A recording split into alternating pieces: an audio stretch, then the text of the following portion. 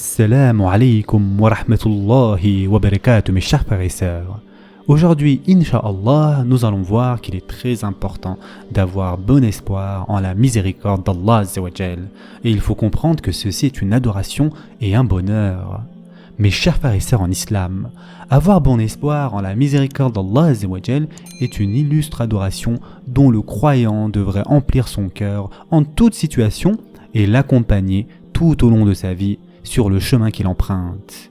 Que ce soit au sujet de sa subsistance, de la vertu de sa descendance, pour l'exaucement de ses invocations, le pardon de ses péchés et en toutes choses. D'ailleurs, Ibn Mas'ud radiallahu anhu a dit « Par celui qui est la seule divinité en droit d'être adoré, on n'a jamais donné à un croyant un don meilleur que l'espoir en la miséricorde d'Allah. Par celui qui est la seule divinité en droit d'être adoré, un serviteur ne saurait espérer en la miséricorde de son Seigneur sans qu'il ne lui donne ce qui correspond à ses espérances, et ceci parce que tout le bien est dans sa main. » Mes chers frères et sœurs en islam, quelle belle adoration donc que d'espérer en la miséricorde divine.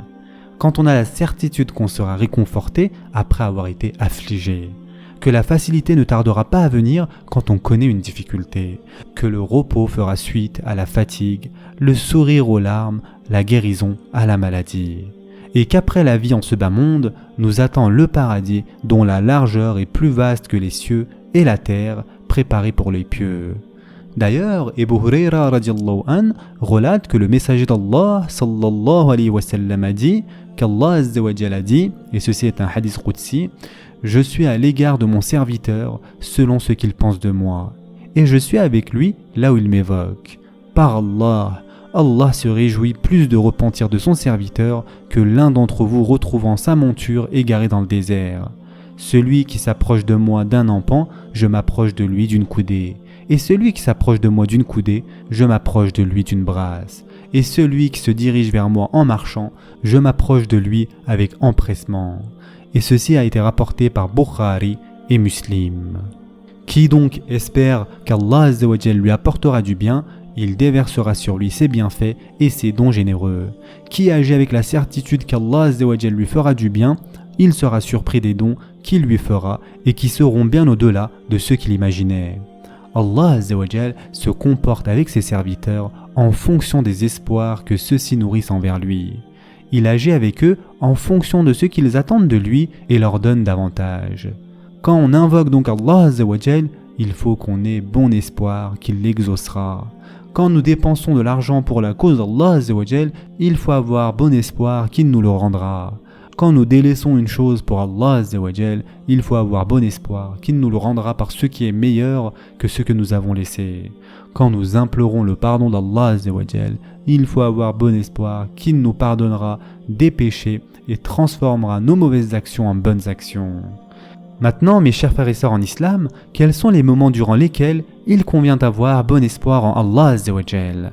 Premièrement, lors de crises et des moments de trouble, lorsqu'il faut faire des sacrifices et quand des périodes d'instabilité et de turbulence se profilent, quand on croule sous les dettes et que subvenir à ses propres besoins devient difficile et dans toute situation similaire. C'est ce qui est mentionné dans un hadith dans lequel le prophète sallallahu alayhi wa sallam a dit « Celui qui dans le besoin se tourne vers Allah, il obtiendra tôt ou tard les faveurs d'Allah. » Et ce hadith a été rapporté par Abu Daoud. De plus, le Coran fait mention de l'attitude des prophètes lorsqu'ils faisaient face aux situations les plus difficiles et notamment du bon espoir qu'ils nourrissaient en leur Seigneur, de leur certitude et de leur confiance en sa promesse. Ceci en tant que croyance ferme et bien ancrée et non pas comme une simple pensée furtive. Telle est la réaction de Moussa alayhi salam alors que les troupes de Pharaon s'étaient lancées à leur poursuite. Et en effet, Allah Azza wa Jal dit dans le Coran « Puis, quand les deux parties se virent, les compagnons de Moussa dirent « Nous allons être rejoints ». Il dit « Jamais, car j'ai avec moi mon Seigneur qui va me guider. » Alors nous révélâmes à Moussa « Frappe la mer de ton bâton ». Elle se fendit alors et chaque versant fut comme une énorme montagne. Surat Ash-Shu'ara, versets 61 à 63. Et de plus, voici ce que le prophète sallallahu alayhi wa sallam a dit à Abu Bakr radiallahu anhu lorsque ses ennemis arrivèrent devant la grotte dans laquelle il s'était réfugié. Et en effet, Allah Azza wa Jal dit « Si vous ne lui portez pas secours, Allah l'a déjà secouru lorsque ceux qui avaient mécru l'avaient banni, deuxième de deux. Quand ils étaient dans la grotte et qu'il disait à son compagnon « Ne t'afflige pas, car Allah est avec nous ». Allah fit alors descendre sur lui sa sérénité, sa sakina et le soutien de soldats, c'est-à-dire d'anges, que vous ne voyiez pas. Et il abaissa ainsi la parole des mécréants, tandis que la parole d'Allah eut le dessus. Et Allah est puissant et sage. Surat At-Tawbah, verset 40.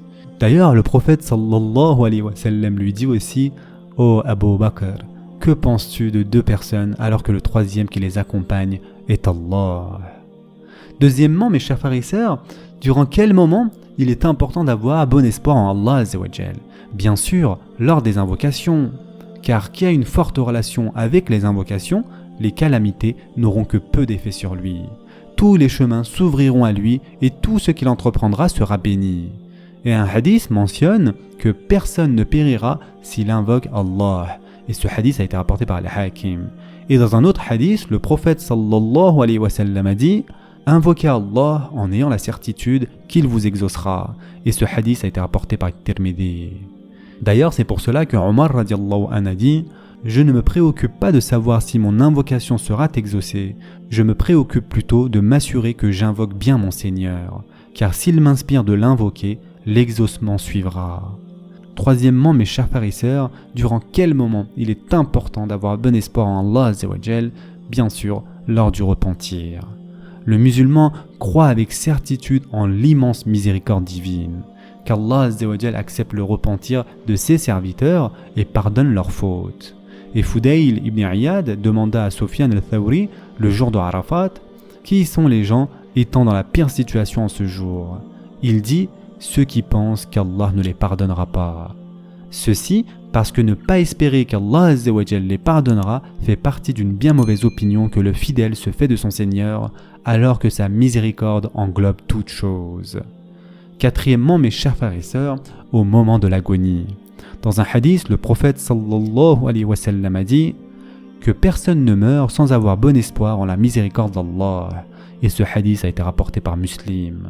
C'est pour cela, mes chers frères et sœurs en islam, que les compagnons recommandaient de répéter aux fidèles ses bonnes œuvres à son agonie pour qu'il ait bon espoir en la miséricorde de son Seigneur.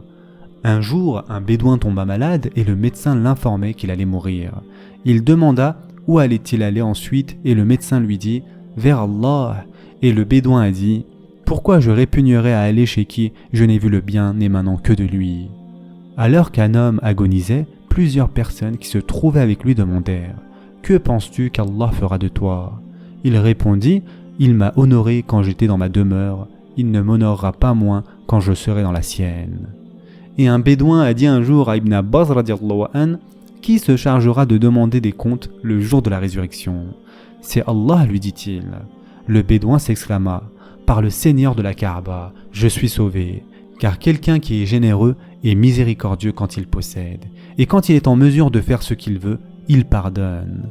Et enfin, pour terminer, mes chers frères et sœurs en islam, un point très important, El-Hassan el-Basri a mis en garde et il expliquait la différence entre le fait d'espérer en la miséricorde divine et d'être trompé en nourrissant de faux espoirs. Il dit « Certaines personnes nourrissent de faux espoirs. Ils ont quitté ce monde sans aucune bonne action. L'un d'eux a même dit « J'ai bon espoir en la miséricorde de mon Seigneur. » En réalité, cet homme ment. S'il avait vraiment eu un bon espoir, il aurait bien œuvré. Ô Allah, accorde-nous un bon espoir en ta miséricorde, une confiance en toi sincère et le bonheur de nous sentir dépendants de toi. Ce sera tout pour aujourd'hui. Je vous souhaite dès maintenant un bon iftar. En attendant, prenez soin de vous mes chers frères et sœurs et à très prochainement, Inch'Allah.